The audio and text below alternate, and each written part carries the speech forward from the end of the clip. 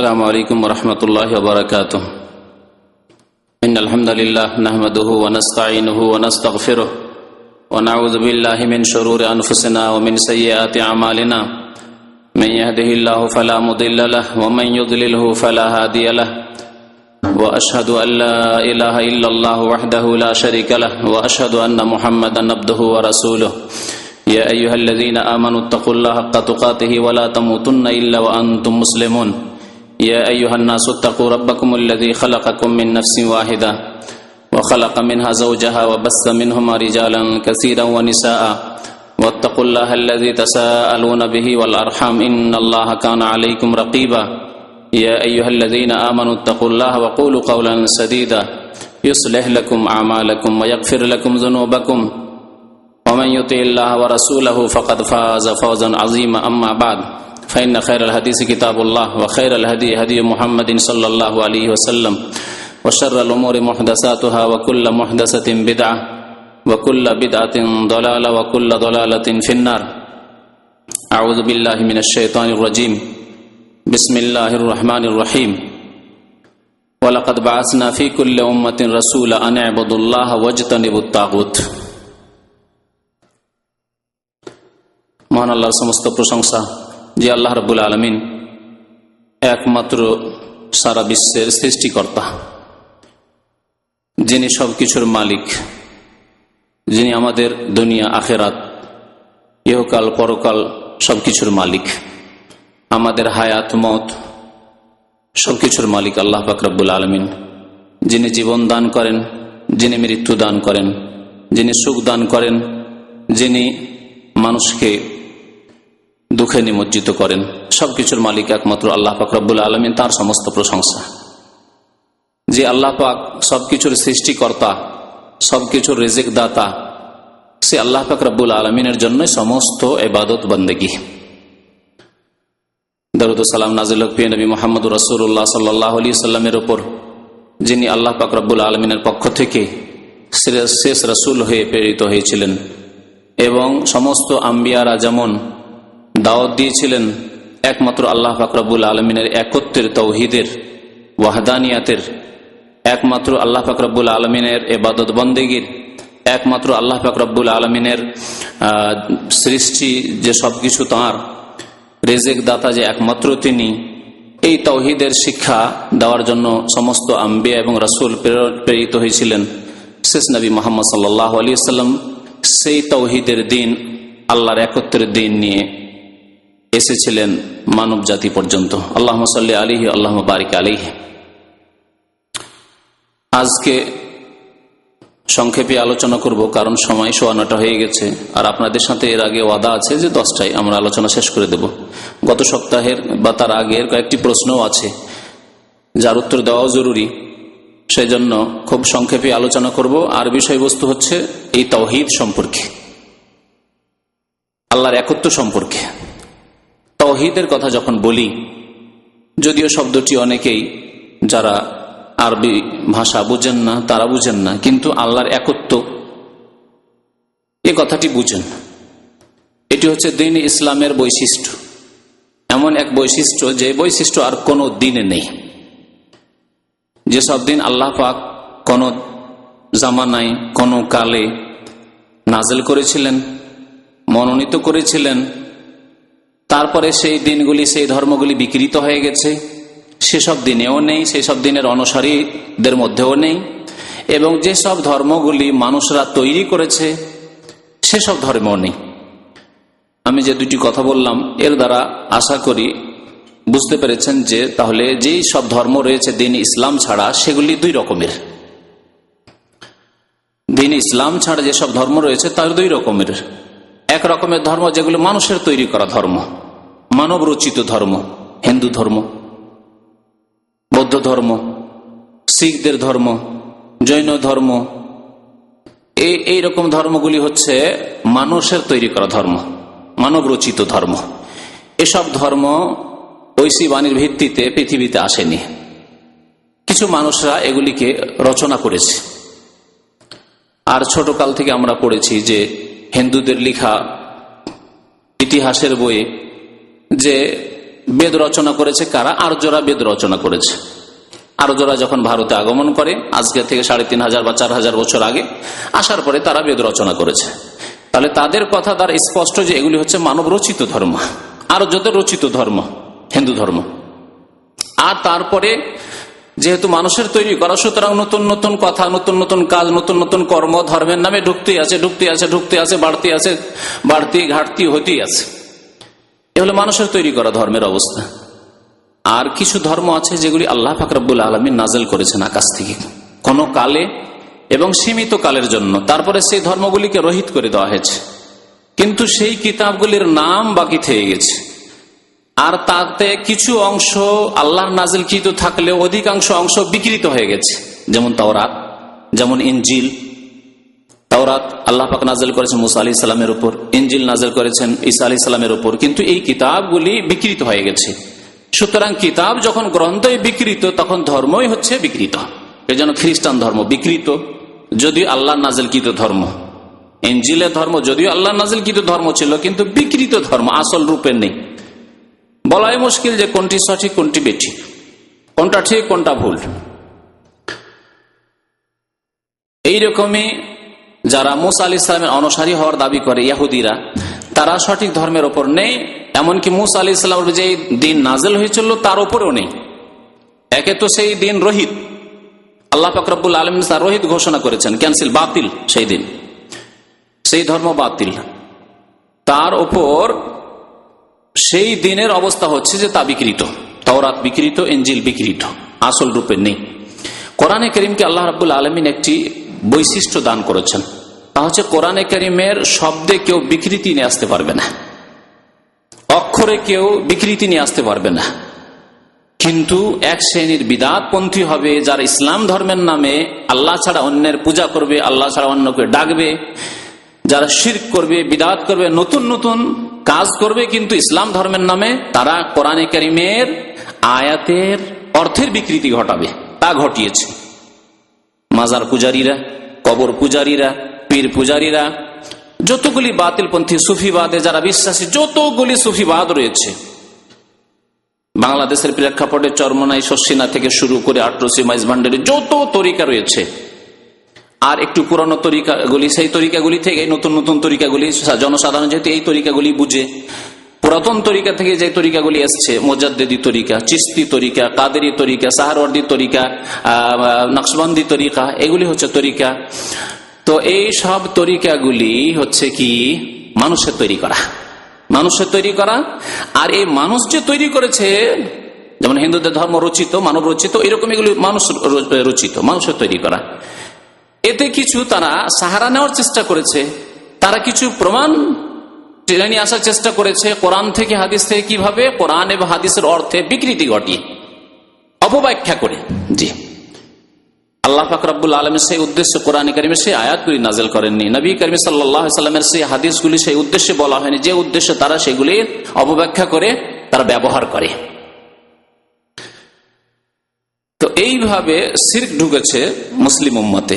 বলছিলাম যে তাওহীদ হচ্ছে ইসলামের বৈশিষ্ট্য, তাওহীদ হচ্ছে ইসলামের বৈশিষ্ট্য, সে কথায় ফিরে আসি। তাছাড়া যতগুলি ধর্ম রয়েছে সেগুলিতে শিরকের অনুপ্রবেশ ঘটেছে। আর ইসলামে যারা অনেকেই মুসলিম বলে দাবি করে, ইসলামের কিতাব হেফাজত রয়েছে, সুরক্ষিত রয়েছে, অর্থাৎ কোরআনে কারীম মাহফুজ রয়েছে, সুরক্ষিত রয়েছে, তাতে শব্দের বিকৃতি ঘটেনি। নবী করিম সাল্লাল্লাহু আলাইহি ওয়াসাল্লামের হাদিসগুলি সুরক্ষিত রয়েছে, হেফাজত রয়েছে। কিন্তু মুসলিমদের বিভিন্ন দল এমন তৈরি হয়েছে যারা ইহুদি, খ্রিস্টান, হিন্দুদের পথের পথিক হয়েছে, তাদের অনুসরণ করেছে তাদের ধর্মকে বিকৃতি করার ক্ষেত্রে। জি, তাদের ধর্ম নতুন করে রচনা করার ক্ষেত্রে, তাদের ধর্মে সংযোজনের ক্ষেত্রে, বাড়ানোর ক্ষেত্রে, ঘাটতি বাড়তি করানোর ক্ষেত্রে। যেমন হিন্দুরা রচনা করেছে, তো মুসলিম বিদাতিরা, কবর মাজার পূজারী সুফিবাদীরা, এরা রচনা করেছে কিছু। আর যেমন ইহুদি নাসারা বিকৃত করেছে তাদের কিতাবগুলিকে, তেমনি তারা অর্থের বিকৃতি করেছে, যেহেতু কোরআনে কারীমের শব্দের বিকৃতি তারা করতে পারবে না। এটি হচ্ছে কোরআনে কারীমের মুজিজা, অলৌকিকত্ব। কোরআনে কারীম এমন একটি কিতাব, যেই কিতাব লক্ষ লক্ষ মানুষের সিনাই রয়েছে, অন্তর রয়েছে, মাহফুজ রয়েছে। কোরআনে কারীমের কপিকে যদি বিকৃত করে দেওয়া হয়, যেমন এক শ্রেণীর কাফের আজকাল চেষ্টা চালাচ্ছে, আজকাল কম্পিউটারের যুগে কম্পিউটারে কোরআন মনে করবেন না যে সব সময় ঠিক আছে কম্পিউটার, কারণ এসব প্রোগ্রামিং করছে কাফেররা।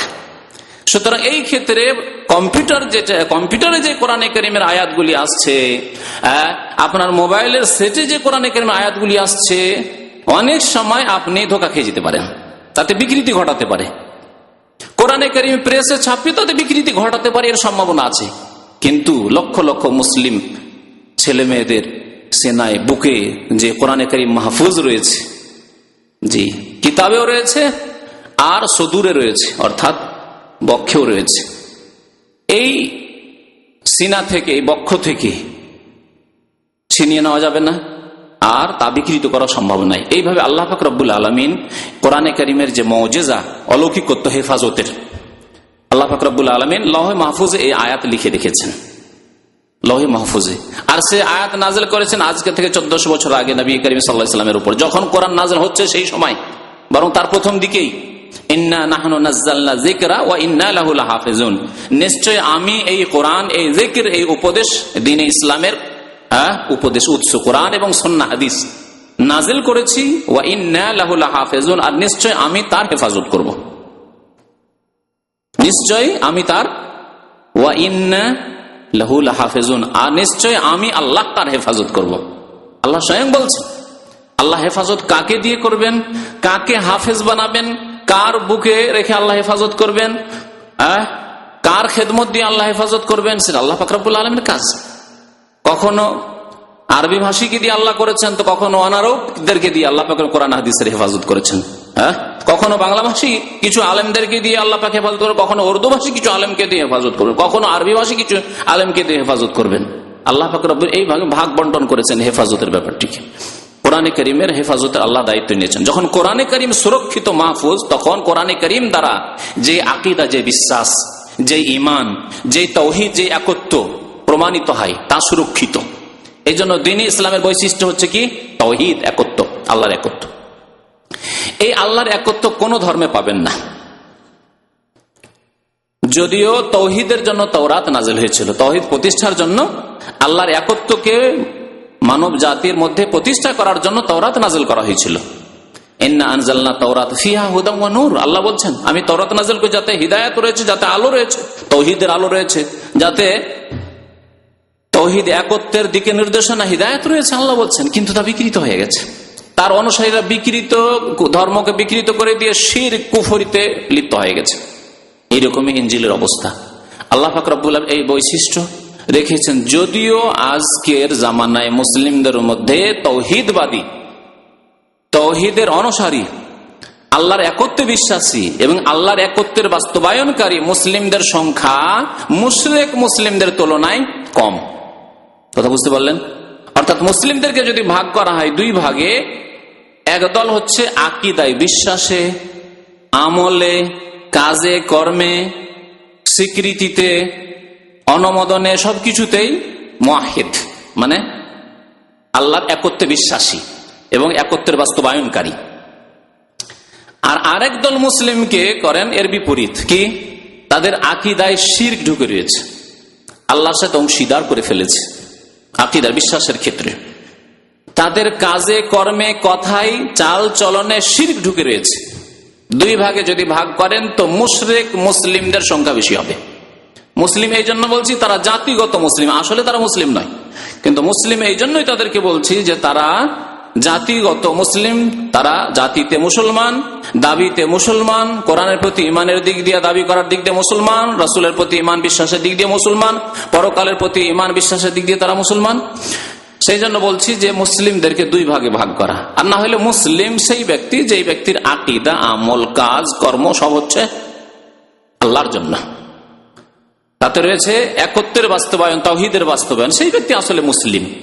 আর যাদের আকীদা, আমলে বড় শিরক ঢুকে রয়েছে তারা মুসলিম নয়, তাদেরকে আল্লাহ পাক রব্বুল আলামিন মুশরিক বলে আখ্যায়িত করেছেন।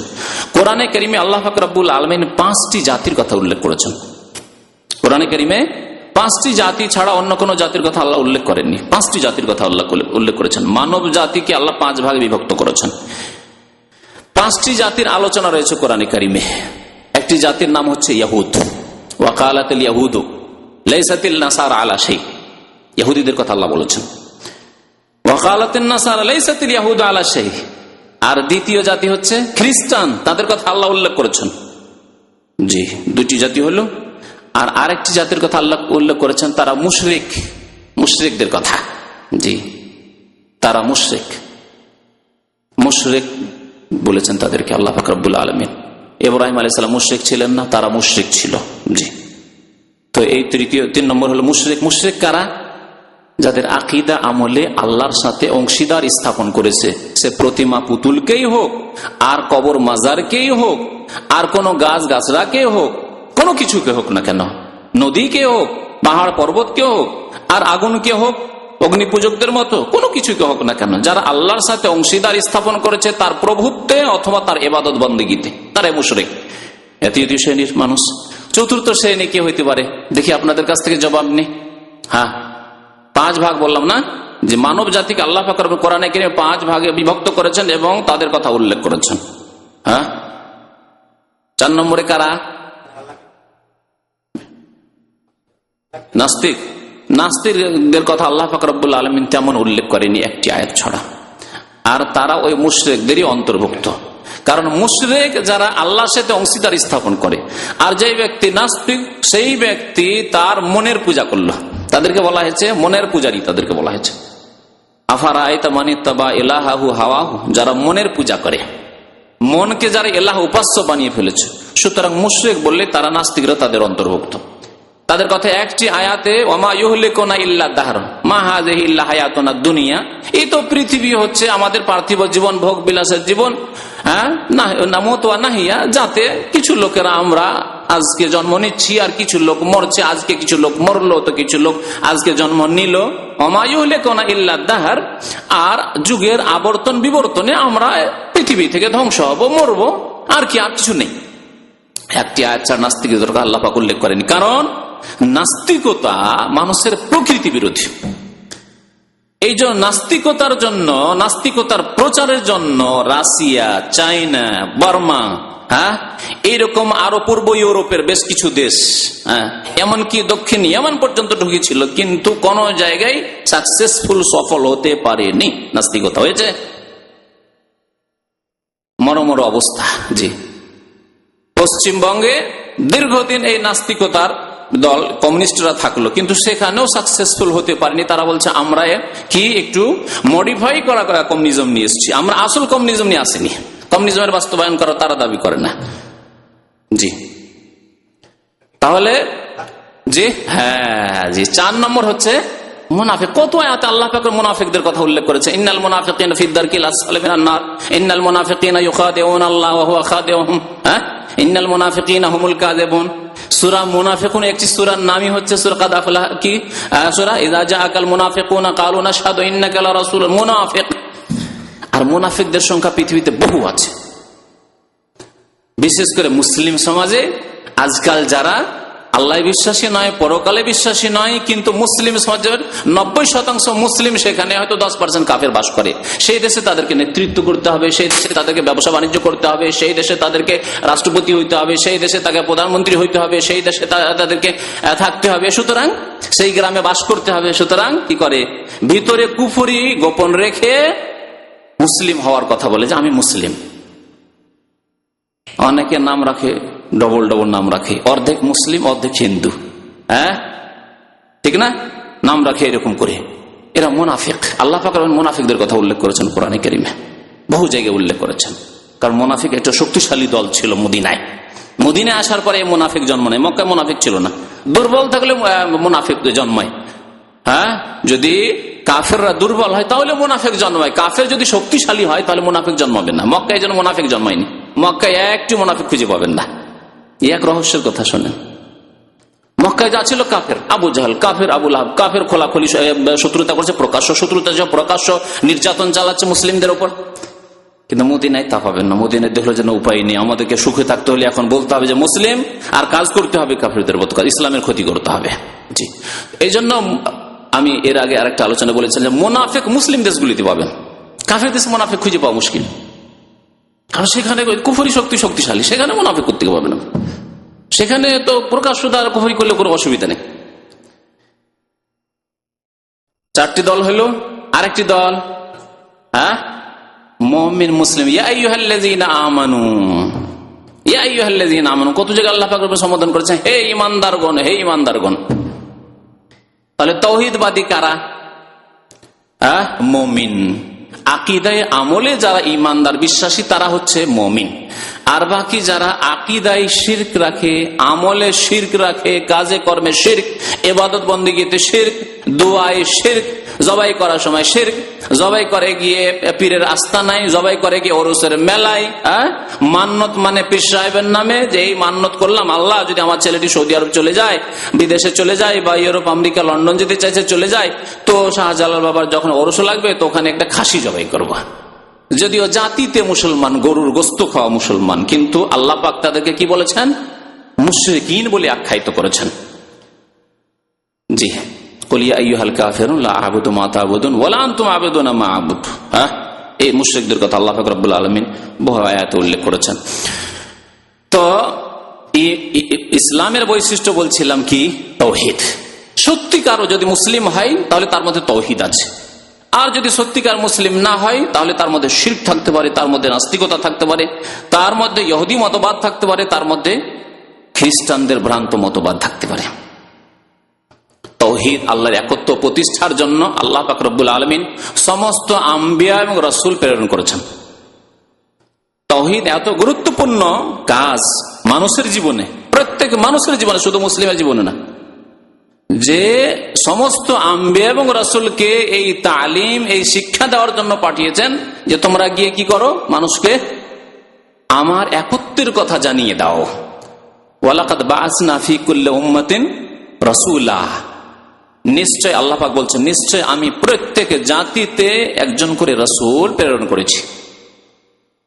আনে আবুদুল্লাহ, এই মর্মে এই কথা জানিয়ে দেওয়ার জন্য তাদের মাধ্যমে আল্লাহ পাক স্বয়ং কোন মানুষের সাথে কথা বলে জানাননি। মা কানা লিবাশারিন আন ইউকাল্লিমাহুল্লাহু ইল্লা ওয়াহয়ান আও মিন ওয়ারাই হিজাব। মহান আল্লাহ ইরশাদ করছেন যে কোন মানুষের পক্ষে সম্ভব নয় যে তার সাথে আল্লাহ কথা বলবেন, ইল্লা ওয়াহয়ান, ওয়াহি ছাড়া। ওয়াহি করেছেন কার উপর? আম্বিয়া এবং রাসূল গণের উপর। আও মিন ওয়ারাই হিজাব, অথবা পর্দার আড়াল থেকে।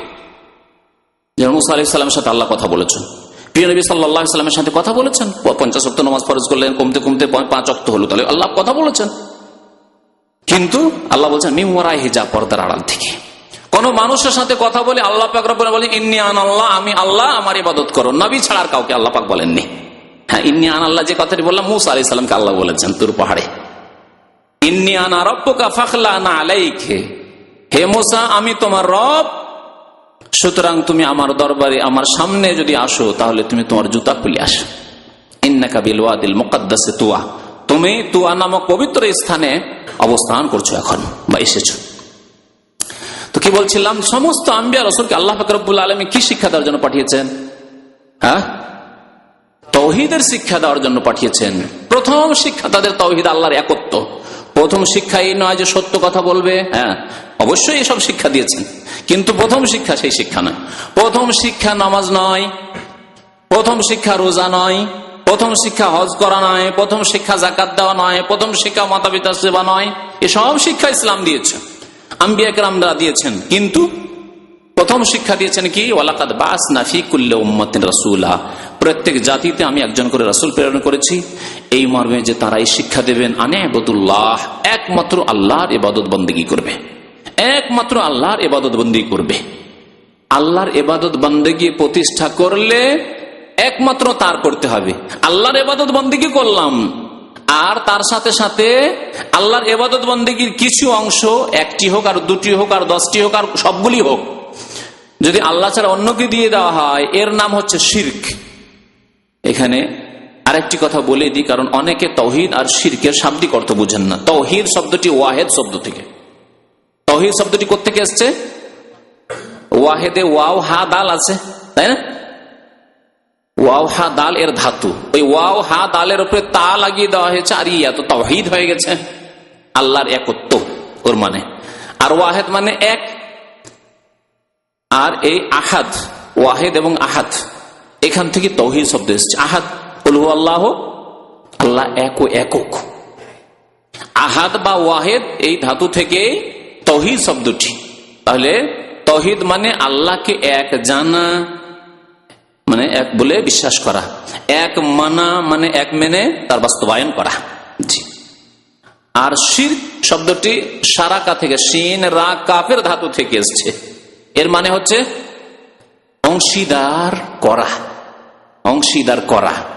এই জন্য আমরা নিজেদের ভাষায় বলি, যদি কেউ ব্যবসায়ী কারো সাথে পার্টনারশিপে ব্যবসা করে, কারো যদি কোনো অংশ থাকে, তাহলে কি বলি? এই লোকটি অমুকের শরিক। হ্যাঁ, এই লোকটি অমুকের শরিক রয়েছে, মানে পার্টনার রয়েছে। শরিক মানে পার্টনার, আর শিরক মানে হচ্ছে পার্টনারশিপ। জি।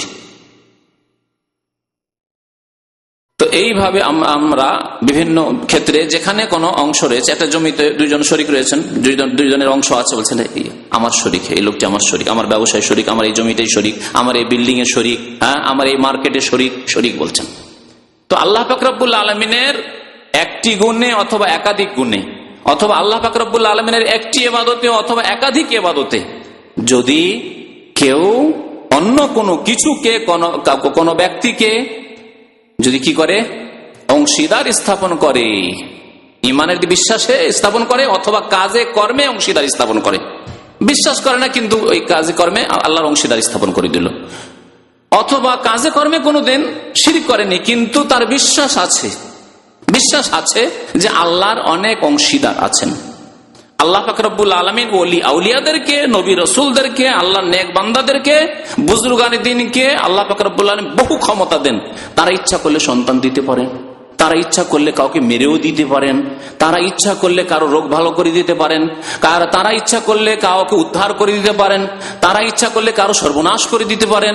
বাস আমার যাচ্ছে, এই রাস্তায় চলছে আর মাজার রয়েছে, এই রাস্তার উপর যদি আমার বাস ডেলি ওখানে গিয়ে কিছু পয়সা না দেয়, নজরানা পেশ না করে, তাহলে এই আল্লাহর ওলি যদি ইচ্ছা করেন তাহলে আমার বাসকে একেবারে কি করে দিবে, শেষ করে দিবে, এবার সর্বনাশ আমার হয়ে যাবে। কোন দিকে কোন বিপদ আপদ চলে আসে, সেজন্য ড্রাইভারকে নসিহত করে উপদেশ দিয়ে রেখেছে, করে না, করে না?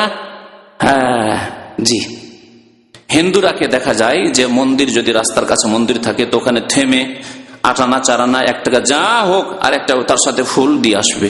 ওই রকমই কবর পূজারী মুসলিম যারা মুশরিক, মুসলিম নামে মুসলিম কিন্তু কাজে কর্মে আকীদায় যারা মুশরিক, তারা কি করে, তাদের ড্রাইভাররা কি করে, তাদের খালাসিরা কি করে, এটা ফুল রাখে আর তার সাথে কিছু পয়সা নিয়ে গিয়ে নজরানা অফিসের মাজারে পেশ করিয়ে বাসটা থামিয়ে তারপরে সেখান থেকে চলবে, না হলে জানি না কি যে বিপদ আসে রে বাবা।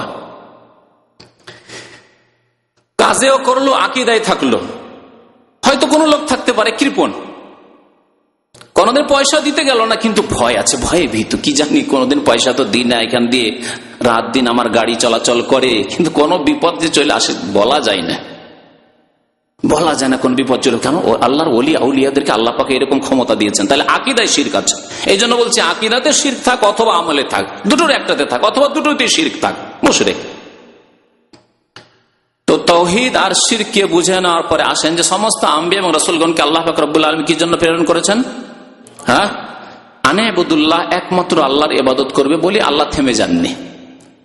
যদি এতটুকু বলে আল্লাহ থেমে যেতেন, ক্ষান্ত করতেন, তাহলে নামাজও পড়ছে একজন মুসলমান আর ওরসের মেলায় গিয়ে ওখানে খাসি মুরগ জবাই করছে পীর বাবার জন্য, ওখানে গিয়ে আপনার যখন বালা মুসিবত আসছে তখন উদ্ধার কামনা করছি পীর বাবার কাছে, গাউসুল আজম মাদাদ, ইয়া খাজা বাবা মাদাদ, হে ফুরফুরা বাবা মাদাদ, এই আটরসি বাবা মাদাদ বলছে, তাহলে অসুবিধা ছিল না। কারণ আল্লাহ বলেছেন ইবাদত বন্দি, আনাবুদুল্লাহ, ইবাদত বন্দি করো, আমি নামাজ করছি, নামাজ তো পড়ছি, 5 ওয়াক্ত নামাজ পড়ছি, তাই না? আল্লাহ কি বলছেন তারপরে?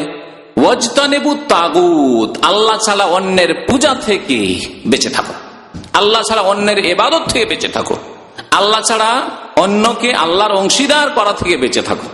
তাগুত, তাগুত মানে আল্লাহ পাক রব্বুল আলামিন ছাড়া কারো ক্ষেত্রে যদি আপনি সীমা লঙ্ঘন করেন, আল্লাহ পাক রব্বুল আলামিন যে সীমানা দিয়েছেন ইবাদত বন্দেগীর, সেই সীমানা হচ্ছে ইবাদত একমাত্র আল্লাহর জন্য, নবীর জন্য নয়। ইবাদত কার জন্য? একমাত্র আল্লাহ পাক রব্বুল আলামিনের জন্য। আনুগত্যের ক্ষেত্রে আল্লাহ বলছেন আল্লাহরও আনুগত্য করো আর রাসূলের আনুগত্য করো। রাসূলের আনুগত্য করলে, আনুগত্য মানে মানা, আল্লাহকে যেমন মানতে হবে তেমন রাসূলকেও কি করতে হবে? মানতে হবে।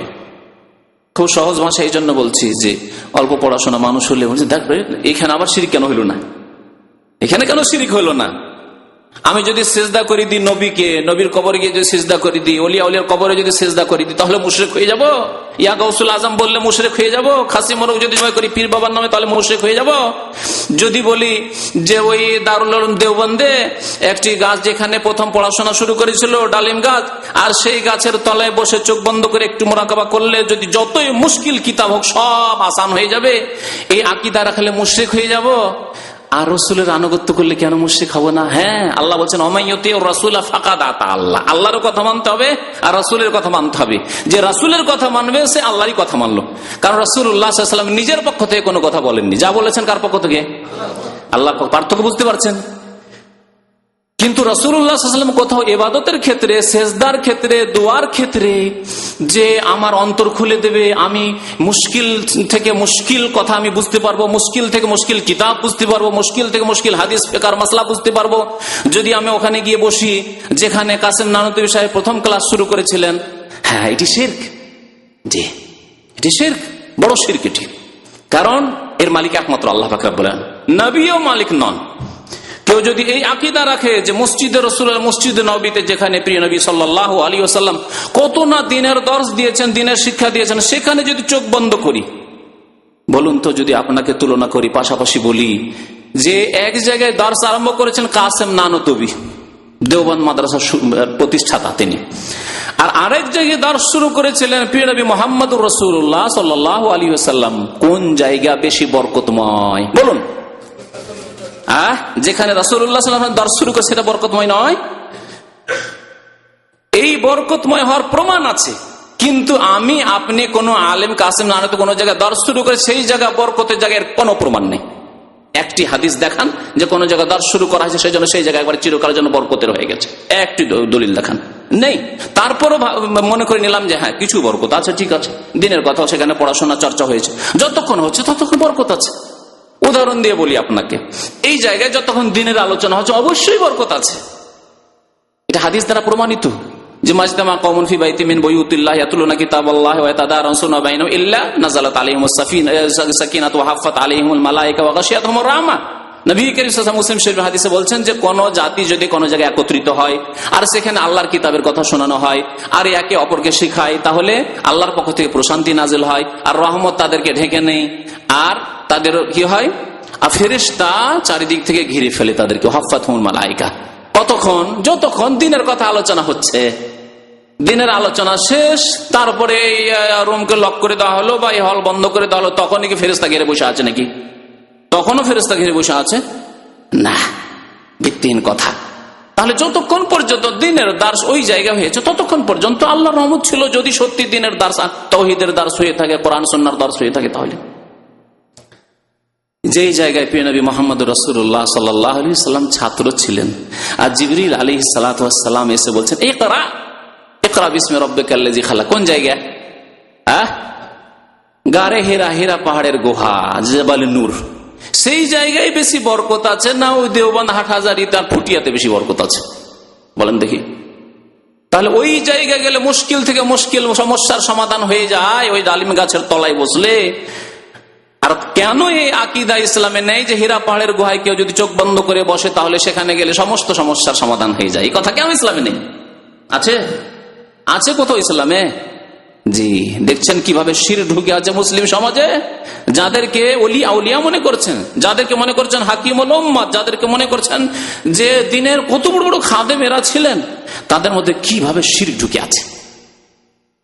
আর এই কথা যদি কারো সন্দেহ থাকে তাহলে আমাদের কয়েক ভাই এখানে আছেন, দাম্মামে আছেন, তাদের আত্মীয় বংশের লোকেরা শিক্ষক দেওবন্দের, তাদের বংশের লোকেরা দেওবন্দের শিক্ষক, তাদের কাছ থেকে খোঁজ খবর নিতে পারেন। আমি সরাসরি সনদটা খুব কাছিয়ে দিচ্ছি যাতে করে আপনাকে সরাসরি যাওয়ার দরকার না হয়। কথা বুঝতে পেরেছেন? আর তাদের নাম যদি চান তবু দিয়ে দেবো, তারা এখন ছুটিতে গিয়ে আছে। এখানে মঙ্গলবারের দর্শে তারা বসতো, যদি থাকতো তো দেখিয়ে দিতাম হাত দিয়ে। বুঝতে পারছেন? তারা আমাকে বলেছেন যে সত্যি কথা। আর তারা তো বললো এখন আজকে থেকে প্রায় 20 বছর আগে আমার ওস্তাদ এক দেওবন্দি ছিল, দেওবন্দ থেকে ফারিক কাসেমি, তার কাছে তিন দেওবন্দির কাছে আমি পড়েছি। তো তাদের কাছ থেকে সরাসরি শোনা, যারা ওখানে 8 বছর 10 বছর করে পড়ে ফারিক হয়ে এসেছে, তাদের কাছ থেকে শোনা যে ওখানে বড় মুশকিল যখন মাসলা, পরীক্ষার দিনে পড়াশোনা বুঝতে পারছে না কোনো ছাত্র, তখন তাদেরকে নসিহত করা হয় ওস্তাদের পক্ষ থেকে, যাও ডালিম গাছের তলে বসো। ডালিম গাছটা 100-150 বছর আগে ছিল, ও বুড়ো হওয়ার পরে কাটা হয়ে গেছে, সব শেষ হয়ে গেছে, কিচ্ছু নেই, সাফ হয়ে গেছে। তারপরে ডালিম গাছের তলায় গিয়ে কিছুক্ষণ বসো, দেখো যে তোমার সব সমস্যার সমাধান হয়ে যাবে, কথাবার্তা বুঝতে পারবে ওস্তাদের, আর তাড়াতাড়ি তোমার কিতাব মুখস্থ হয়ে যাবে, আর পরীক্ষায় তুমি পাশ করবে। জি, বুঝতে পারলেন? জি, এগুলি হচ্ছে শিরক। আল্লাহ পাক রব্বুল বলছেন যে আমি প্রত্যেক জাতিতে রাসূল পাঠিয়েছি কিসের জন্য? তাগুত থেকে বাঁচার জন্য। সীমা লঙ্ঘন বাড়াবাড়ি করবেন আল্লাহ ছাড়া অন্যের ক্ষেত্রে, ইবাদত সমস্ত খাস করে দেবে আল্লাহর জন্য, দোয়া আল্লাহর জন্য, ফরিয়াদ আল্লাহর জন্য, ভালো মন্দের মালিক, উন্নতি অবনতির মালিক, অন্তর খুলে দেওয়ার মালিক, ইলম দানের মালিক, জ্ঞান দেওয়ার মালিক, বিদ্যা বুদ্ধি দেওয়ার মালিক, সবকিছুর মালিক আল্লাহ পাক রব্বুল আলামিন। আপনাকে মেহনত করতে হবে, দাতা আল্লাহ। আপনাকে মেহনত করতে হবে, ঘরে বসে থাকবেন, আল্লাহ দেবেন না। যে যে সাবজেক্টের আছেন নিজ নিজ সাবজেক্টে মেহনত করেছেন, একজন ইঞ্জিনিয়ার ইঞ্জিনিয়ারিং মেহনত করেছেন, ডাক্তার ডাক্তারিতে মেহনত করেছেন, একজন আলেম তার কোরআন হাদিস ফিকহ ইত্যাদিতে মেহনত করেছেন, তারপরে তার পণ্ডিত হয়েছে আপন আপন সাবজেক্টে। কিন্তু দাতা আল্লাহ, দাতা ওয়ালি নয়, পীর নয়, জিলানি নয়, চিস্তি নয়, কেউ না। জি, এ হচ্ছে তাওহীদ। ওয়াজতানিবুত তাগুত। তাওহীদ, এই আল্লাহর একত্ব এমন একটি বিষয়, যেই বিষয় হচ্ছে সর্বপ্রথম ফরজ বিষয়। একজন মানুষকে প্রথম আদেশ কিসের করবেন? নামাজ পড়তে বলবেন? হ্যাঁ, বলবেন যে দেখো তোমার লজ্জাস্থানের হেফাজত করবে, এই কথা বলবেন। হ্যাঁ, তোমার জবানটা কন্ট্রোলে রাখবে, জবানের হেফাজত করবে, এই কথা বলবেন। আল্লাহ কি বলেছেন? হ্যাঁ, তাওহীদের কথা বলেছেন প্রথম। ইয়া আইয়ুহান নাস উবুদু রাব্বাকুম, একমাত্র তোমাদের রবের ইবাদত করো। আর একটি আয়াত বলি, বেশি স্পষ্ট, ওয়াকাদা রাব্বুকা আল্লা তা'বুদু ইল্লা ইয়াহু ওয়া বিল ওয়ালিদাইনি ইহসানা। আল্লাহ বলছেন আল্লাহর আদেশ হচ্ছে যে একমাত্র আল্লাহর ইবাদত করবে, আল্লাহর ইবাদত ছাড়া আর কারো ইবাদত করবে না। আল্লাহ তা'বুদু, তোমরা ইবাদত করবে না, ইল্লা ইয়াহু, একমাত্র তার ছাড়া, আল্লাহ পাক রব্বুল আলামিন ছাড়া। প্রথম ফরজ কাজ হচ্ছে আল্লাহর একত্ব, তাওহীদ প্রতিষ্ঠা করা, তাওহীদে বিশ্বাসী হওয়া, তাওহীদ প্রতিষ্ঠা করা। তারপরে আল্লাহ বলছেন ওয়া বিল ওয়ালিদাইনি ইহসানা, আল্লাহর হক হচ্ছে তাওহীদ, আল্লাহর একত্ব প্রতিষ্ঠা করা। আল্লাহর হক হচ্ছে নামাজ, আল্লাহর হক হচ্ছে রোজা, আল্লাহর হক হচ্ছে যাকাত, আল্লাহর হক হচ্ছে হজ। আল্লাহর হক, বহু হক রয়েছে বান্দার উপর, সবগুলির নাম ইবাদত বন্দেগী। কিন্তু একত্বের কথা আল্লাহ বলছেন আল্লাহ তা'বুদু, একমাত্র আল্লাহর ইবাদত বন্দেগী, তাওহীদ। আর মানুষের বহু হক রয়েছে, ভাইয়ের হক রয়েছে, প্রতিবেশীর হক রয়েছে, বন্ধুর হক রয়েছে, স্ত্রীর হক রয়েছে, স্বামীর হক রয়েছে, বহু মানুষের হক আপনার সাথে আমার সাথে জড়িত। কিন্তু সবচেয়ে বড় হক কার? ওয়াবিল ওয়ালিদাইনি ইহসানা, মাতা পিতার সাথে সদাচরণ করবে। তাহলে মানব জাতির মধ্যে সবচেয়ে বড় হক হচ্ছে মাতা পিতার হক। আর আল্লাহ পাক রব্বুল আলামিনের যতগুলি হক রয়েছে সবগুলি হকের মধ্যে সবচেয়ে বড় হক হচ্ছে তাওহীদ, একত্বের হক। আল্লাহ পাক রব্বুল আলামিন প্রাপ্য হচ্ছে যে একমাত্র আল্লাহর জন্য ইবাদত বন্দেগীকে খাস করে দিবেন, সুনির্দিষ্ট করবেন। এই তাওহীদ এমন একটি গুরুত্বপূর্ণ বিষয় যে এই একত্বে বিশ্বাসী হওয়ার ক্ষেত্রে মানব জাতি দুই ভাগে বিভক্ত হয়েছে। আমি 5 শ্রেণীর মানুষের কথা বললাম, এই 5 শ্রেণীকে দুই ভাগে ভাগ করে দিতে পারেন, 2টি শিবিরে ভাগ করে দিতে পারেন, ঠিক কিনা? কিসের জন্য, কিসের ভিত্তিতে? শুধু তাওহীদের ভিত্তিতে, আল্লাহর একত্বের ভিত্তিতে। আল্লাহর একত্বে যারা বিশ্বাসী, আল্লাহর একত্বের তাওহীদের যারা বাস্তবায়নকারী, একমাত্র আল্লাহর জন্য যারা ইবাদত বন্দেগী করে, একমাত্র আল্লাহকে লাভ লোকসানের মালিক মনে করে, একমাত্র হায়াত মওতের মালিক একমাত্র আল্লাহকে মনে করে, তারা হচ্ছে, তাদের নাম কি? মুমিন। তাদের নাম হচ্ছে মুমিন, মুসলিম, মুওয়াহিদ, একত্ববাদে বিশ্বাসী। আর যারা এই কথায় বিশ্বাসী নয় অথবা এই কথার বাস্তবায়ন করে না, তাদের নাম কি? কাফের।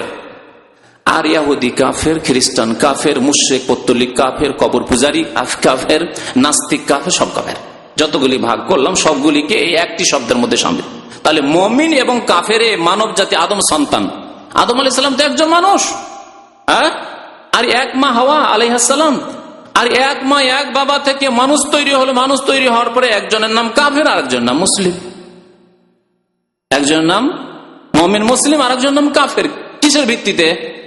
রঙের ভিত্তিতে, বর্ণের ভিত্তিতে। যে রংটা খুব ফর্সা, দেখতে খুব সুন্দর, টল ফিগার, সেই জন্য সে মুসলিম। না, আমার চাইতে আপনার চাইতে কত সুন্দর কাফের যে আছে আল্লাহ পাকে জানে, দেখার দিক দিয়ে সুন্দর কাফের, কিন্তু তার নাম হচ্ছে কাফের, তার নাম হচ্ছে কাফের। তাহলে এই যে মুমিন আর কাফের ভাগ বিভাজন হলো, এই ভাগের ভিত্তি হচ্ছে কিসের ওপর? তাওহীদের ওপর। যারা তাওহীদকে প্রতিষ্ঠা করলো সে মুমিন, তাওহীদকে প্রতিষ্ঠা করলো না, তাওহীদে বিশ্বাসী হলো না, কাফের, সে যে কোনো কাফের হোক না কেন। সুতরাং তাওহীদের গুরুত্ব বুঝবেন এবং তাওহীদকে প্রতিষ্ঠা করার চেষ্টা করবেন আকীদায় আমলে। তাওহীদ নষ্ট করে কোন জিনিসগুলিতে? যতগুলি শিরক রয়েছে, বড় শিরক হোক আর ছোট শিরক হোক, তাওহীদের যে মজবুত প্রাচীর রয়েছে, মজবুত ঘর রয়েছে, একে ধ্বংস করার চেষ্টা করে এই শিরকে। বড় শিরক হলে এমন মারাত্মক হয় যে একটি আঘাতে তাওহীদকে একেবারে চূর্ণ বিচূর্ণ করে দিয়ে ধ্বংস করে দেয়, আর ওই ব্যক্তিকে কাফের মুশরিক বানিয়ে দেয়। আর ছোট শিরক হলে তার উপর আঘাত আনতে থাকে, আঘাত আনতে থাকে, আঘাত আনতে থাকে, আর 2, 4, 5 বার 7 বার যখন ছোট শিরক করা হয় তখন আশঙ্কা আছে সেই ব্যক্তি বড় মুশরিক হয়ে যেতে পারে। তাবিজ আমাদের মুসলিম সমাজে, বাংলাদেশে তাবিজ, কার বাড়িতে যে তাবিজ নেই, কার গাড়িতে তাবিজ নেই, কার ছেলে মেয়েদের শরীরে যে তাবিজ নেই বলা মুশকিল। ঘরে ঘরে তাবিজ, বাড়িতে বাড়িতে, গাড়িতে গাড়িতে তাবিজ, গাছে তাবিজ, জমিতে তাবিজ, যেখানে সেখানে তাবিজ আর তাবিজ। মনে করা হয় যে তাবিজ থাকলে কোনো ক্ষতি হবে না, কোনো কিছু ক্ষতি করতে পারবে না, আর তাবিজ যদি না থাকে মহাবিপদ, মহাবিপদ। ভয়ে ভীত সন্ত্রস্ত যে কি যে হয় না হয়, ছেলে তাবিজটা কোথায় যে ছুটে পড়ে গেছে, ছিঁড়ে পড়ে গেছে, কি যে হয়, কোথায় একটা তাবিজ খুঁজতে হবে। এই তাবিজ যদি মনে করা হয় যে আল্লাহ পাক রব্বুল আলামিন সবকিছুর মালিক, কিন্তু তাবিজ থাকলে আমার বিপদ আপদ হালকা হবে, ছোট শিরক করলেন। কিন্তু এই তাবিজ কিছুদিন থাকলে এমন তাবিজের উপর আস্থা ভরসা হয়ে যায় যে আঘাত খেয়ে খেয়ে খেয়ে তাওহীদ ধ্বংস হয়ে যায়, তারপরে বড় মুশরিকে পরিণত হয়। পুরোপুরি তাবিজের উপর ভরসা, আল্লাহর উপর ভরসা নেই। জি, তারপরে নবী করিম সাল্লাল্লাহু আলাইহি ওয়াসাল্লাম বলেছেন, মান তাআল্লাকা তামিমাতান ফাকাদ আশরাকা, যে ব্যক্তি তাবিজ ঝুলালো সেই ব্যক্তি শিরিক করলো। বাড়িতে ঝুলান, গাড়িতে ঝুলান, গাছে ঝুলান, আর নিজের স্ত্রীর গায়ে ঝুলান, নিজের গায়ে ঝুলান, ছেলে মেয়েদের গায়ে ঝুলান, ফাকাদ আশরাকা, সেই ব্যক্তি শিরিক করলো। মান তাআল্লাকা তামিমাতান, যেই ব্যক্তি তাবিজ ঝুলালো, আল্লাহ পাক রব্বুল ফালা আতাম্মাল্লাহু লাহু, আল্লাহ যেন তার মনের আশা পূরণ না করে। আল্লাহু আকবার, মনের আশা যাতে না আল্লাহ পূরণ করে। কিন্তু শিরকি আকীদা, শিরকি আমল ঘরে ঘরে আমাদের এমন ভাবে ঢুকেছে যে ওমা ইউমিনু আকসারুহুম বিল্লাহ ইল্লা ওয়া হুম মুশরিকুন, অধিকাংশ মানুষ যারা ঈমানের দাবি করে, আল্লাহ পাক বলছেন সূরা ইউসুফে, অধিকাংশ মানুষ যারা ঈমানের দাবি করে তারাও শিরিক করে থাকে। যারা ঈমানের দাবি করে, মুসলিম হওয়ার দাবি করে, তারাও শিরিক করে থাকে। তাহলে বাকিগুলির অবস্থা কি? কাফেরদের অবস্থা কি? মুশরিকদের অবস্থা কি? যারা ডাহা শিরিক করে যাচ্ছে, কোলাকুলি শিরিক করছে, বা ঘোষণা করছে যে আমরা ইসলাম মানি না, আমরা কোরআন মানি না, আমরা পরকালে বিশ্বাস করি না, তাদের অবস্থা কি? তারা যে কোন জাহান্নামের ইন্ধন হবে। আর তাদের পিছনে পিছনে ছুটেছে ওই সব লোকেরা যারা মুসলিম হওয়া সত্ত্বেও তাদের আকীদা আমলে শিরক করতে আছে। সুতরাং শিরক থেকে সাবধান হবেন, ছোট শিরক হোক বড় শিরক হোক, শিরককে চিনতে হবে। শিরক থেকে বাঁচার জন্য তাহলে শিরককে চিহ্নিত করতে হবে যে এগুলি শিরক, বুঝতে হবে। হুযায়ফা রাদিয়াল্লাহু তাআলা তাই বলছেন যে কানান নাসু ইয়াসআলুনা আনিল খাইর ওয়া কুনতু আসআলু আনিশ শার, লোকেরা মঙ্গল সম্পর্কে ভালো কথা জিজ্ঞেস করত, ইতিবাচক কথা জিজ্ঞেস করত, আর আমি নেতিবাচক কথা জিজ্ঞেস করতাম, আমি মন্দ কথাগুলি জিজ্ঞেস করতাম। জি, তাহলে আপনাকে মন্দগুলি জানতে হবে বাঁচার জন্য, যে মাজারে যাওয়া শিরক, জি, পাকা কবর করা শিরক, জি, কবরে চাদর চড়ানো শিরক, ওরস লাগানো শিরক, জি, সেখানে গিয়ে মান্নত করা শিরক, সেখানে খাসি মোরগ জবাই করা শিরক, সেখানে নারী পুরুষ একাকার হয়ে ভিড় ভাড় করা, এগুলি শিরক। শিরকের সাহায্য করা এবং শিরকের সমর্থন করা, আর শিরক করা, শিরক করার জন্য যায়। ওদের জন্য কোথায় দোয়া করতে যায়? নিজের জন্য দোয়া করতে যায় পীর বাবার কাছে, ঠিক না? এগুলি কথা জানতে হবে, তাহলে তাওহীদ প্রতিষ্ঠা হবে। আল্লাহ বলছেন ফামান ইয়াকফুর বিত-তাগুত ওয়া ইউমিন বিল্লাহ, আল্লাহ ছাড়া অন্যকে অস্বীকার করার পরে ঈমান প্রতিষ্ঠা হবে। আর ঈমানের দাবি করেন শুধু ঈমান করে, আর আল্লাহ ছাড়া অন্যকে অস্বীকার করলেন, কবর মাজারকে অস্বীকার করলেন না, কবর মাজারে সেজদা করাকে অস্বীকার করলেন না, ভালো মন্দ যে কবর মাজার থেকে আসে ওই কথাকে অস্বীকার করলেন না, এইসব শিরকি আকীদা আমলকে অস্বীকার করলেন না, তাহলে মুসলিম হতে পারবেন না। ওয়া ইউমিন বিল্লাহি ফাকাদ ইসতামসাকা বিল উরওয়াতিল উসকা, আল্লাহর প্রতি ঈমান নিয়ে আসতে হবে। আল্লাহ ছাড়া দেবী দেবতা, কবর মাজার, আর তাবিজ, তোমার, বালা, এসবকে অস্বীকার করি। আল্লাহ যেন আমাদেরকে তৌফিক দান করেন। আল্লাহ আমাদেরকে শিরক বিদআত থেকে বেঁচে থাকার যেন তৌফিক দান করেন। আল্লাহ আমাদেরকে সমস্ত গুনাহ থেকে, পাপ থেকে বেঁচে থাকার তৌফিক যেন দান করেন। আল্লাহ রাব্বুল আলামিন আমাদেরকে নেক আমলের তৌফিক দান করেন। 5 ওয়াক্ত নামাজ কায়েম করার জন্য তৌফিক দান করেন। আল্লাহ যেন আমাদেরকে দুনিয়াতেও সুখী করেন, আখিরাতেও সুখী করেন। আমাদের অসুবিধাগুলিকে দূর করে দেন, বালা মুসিবত দূর করে দেন, আমাদের অসুস্থতা দূর করে দেন, ব্যাধি আল্লাহ দূর করে দেন। আমাদের যারা অসুস্থ রয়েছেন তাদের অসুস্থতা দূর করে দেন। আল্লাহ যারা পেরেশান রয়েছে তাদের পেরেশানিকে আল্লাহ পাক দূর করে দেন। আল্লাহ পাক রব্বুল আলামিন যাদের রিজিকের ব্যবস্থা নেই, যাদের কাজকর্মের ব্যবস্থা নেই, আল্লাহ যেন তাদের রিজিকের ব্যবস্থা করে দেন। রব্বানা আতিনা ফিদ দুনিয়া হাসানাহ ওয়া ফিল আখিরাতি হাসানাহ ওয়া কিনা আযাবান নার। ওয়া সাল্লাল্লাহু আলা নাবিয়িনা মুহাম্মদ ওয়া আলা আলিহি ওয়া সাহবিহি আজমাইন। এক ভাই জিজ্ঞাসা করেছেন, সিগারেট খাওয়ার শরঈ হুকুম কি, দলিল সহ জানাবেন। হয়তো নতুন ব্যক্তি জিজ্ঞাসা করেছেন, না হলে আমার গত প্রায় 2-3 বছর আগের বক্তব্য আছে 1.5 ঘন্টার ক্যাসেটে, ধূমপানের বিধান বলে। তাতে বলি আপনাকে 12টি আয়াত আর 14টি হাদিস আছে। 12টি আয়াত আর 14টি হাদিস আছে। তাহলে 12 আর 14 কত? 26টি দলিল প্রমাণ আছে তাতে পেশ করা। হয় আল্লাহর কথা, না হয় রসুলের কথা, যে ধূমপান হচ্ছে হারাম। ধূমপান হচ্ছে হারাম। জি, ধূমপান মাকরু নয়। মাকরু বলে কিছু নেই, সব মিথ্যা কথা। আমাদের দেশে জর্দা খাওয়া মৌলবীগুলি, জর্দা খাওয়া হুজুরগুলি তামাক খাবে, তো ওরা হারাম ফতোয়া দিয়ে দিলে তো জনসাধারণ ধরে নেবে, এই হুজুর আপনি জর্দা খাচ্ছেন, ওটাও তামাক দিয়ে। তার কারণ শিক্ষিত লোকেরা, ডাক্তার, ইঞ্জিনিয়ার, যারা সিগারেট খোর, তারা তো বুঝে যে কি দিয়ে কি তৈরি হয়। হ্যাঁ, পার্থক্য শুধু দেখার দিক দিয়ে। না হলে আপনি জর্দা খাচ্ছেন তাতে তামাক রয়েছে, আর আমি সিগারেট খাচ্ছি, বিড়ি খাচ্ছি, তাতেও তামাক রয়েছে। পার্থক্য কোথায়? আপনার জন্য জায়েজ হয়ে গেল ভদ্রতার সাথে জর্দা খাওয়া, হ্যাঁ, আর আমার জন্য হারাম হয়ে গেল। সেই জন্য বিদাতি মোল্লারা হারাম বলে ফতোয়া দেয় না। আল্লাহ পাক রব্বুল আলামিন, রাসূল এইরকম ক্ষতিকারক জিনিসগুলিকে হারাম করেছেন, খাবায়েসের অন্তর্ভুক্ত করেছেন। আল্লাহ খাবায়েসকে হারাম করেছেন আর তয়্যিবাতকে হালাল করেছেন। আমি এর জন্য কোরআন হাদিসের দলিল ছাড়াও বহু যুক্তি পেশ করে থাকি, কারণ জনসাধারণ অনেক সময় যুক্তি বুঝে। কোন ব্যক্তি যদি নামাজিও না হয় আর তাকে বলি সিগারেটটা তোমাকে মসজিদে খেতে হবে, তাও খাবে না। খাবে? নামাজ পড়ে না। আর ওকে যদি বলি যে বাবা তোমাকে সিগারেটটা মসজিদে খেতে হবে, খাবে না। পাপে পুড়ে মরে যাবো, এই কাজ করা যায়? করবে না। আর যদি বলি তোমাকে বাথরুমে সিগারেট খেতে হবে, বলছি না অসুবিধা নেই, এটা তো আমি সকালে করি, না হলে তো পায়খানা হয় না আমার। বহু লোককে জানি, আমি ছোটকাল থেকে এই খবরগুলি জানি, যে অনেক লোক আছে বিড়ি খাওয়া, সিগারেট খাওয়া, তাদের ভোরে উঠে বাথরুমে যাওয়ার আগে সিগারেট না ধরালে আর সিগারেট নিয়ে বাথরুমে না ঢুকে ওই সিগারেটের মধ্য দিয়ে ওই পায়খানার গন্ধ না টানলে ওর পায়খানা ক্লিয়ার হবে না। জি, বাস্তব সত্য কথা, কোনো বাড়াবাড়ি কথা বলছেন, সত্য কথা না? জি। তাহলে দেখেন, খাওয়াইস না তয়্যিবাত। আর ভাত, গোস্ত, একটা স্যান্ডউইচ নিয়ে, কোনদিন দেখেছেন কোন লোকে যে বাথরুমে ঢুকলে স্যান্ডউইচ নিয়ে, হ্যাঁ, একটা ব্রেড নিয়ে বাথরুমে ঢুকলে, যে সময় বেশি নাই, ব্যস্ত আছি, তো একটু বাথরুমও করা হবে আর আমার ব্রেডটা খাওয়া হবে, দেখেছেন কোন লোককে? তাহলে বোঝা গেল যে এগুলি তয়্যিবাত। মসজিদে যদি বলি যে বাবা মসজিদে একটু খাওয়া দাওয়া করেন, কোনো অসুবিধা নেই, ঠিক আছে, জায়েজ আছে। আল্লাহ পাক রব্বুল আলামিন 2 ভাগে বিভক্ত করেছেন পৃথিবীর জিনিসগুলিকে। এক হচ্ছে তয়্যিবাত, যেগুলিকে আল্লাহ হালাল, উহিল্লা লাকুমুত তয়্যিবাত, আল্লাহ বলছেন তোমাদের জন্য তয়্যিবাতকে হালাল করা হয়েছে। ওয়া ইউহাররিমু আলাইহিমুল খাবায়েস, খাবায়েসকে হারাম করার জন্য আম্বিয়া এবং রাসূলগণ প্রেরিত হয়েছেন, আল্লাহ কোরআনে বলেছেন। এগুলি হচ্ছে খবিস। জি। 2 নম্বর প্রশ্ন হচ্ছে দাড়ি রাখা ওয়াজিব না সুন্নত। এর জবাব জানার জন্য 1.5 ঘন্টার ক্যাসেট শুনবেন, তাতে দলিল সহ বলা হয়েছে। এবং দাড়ি রাখা হচ্ছে ওয়াজিব, সুন্নত নয়। দাড়ি রাখা হচ্ছে ওয়াজিব, কারণ নবী করিম সাল্লাল্লাহু আলাইহি ওয়াসাল্লাম আদেশ করেছেন, যে আদেশ আল্লাহর রাসূলের পক্ষ থেকে হয় সেই আদেশ পালন করা।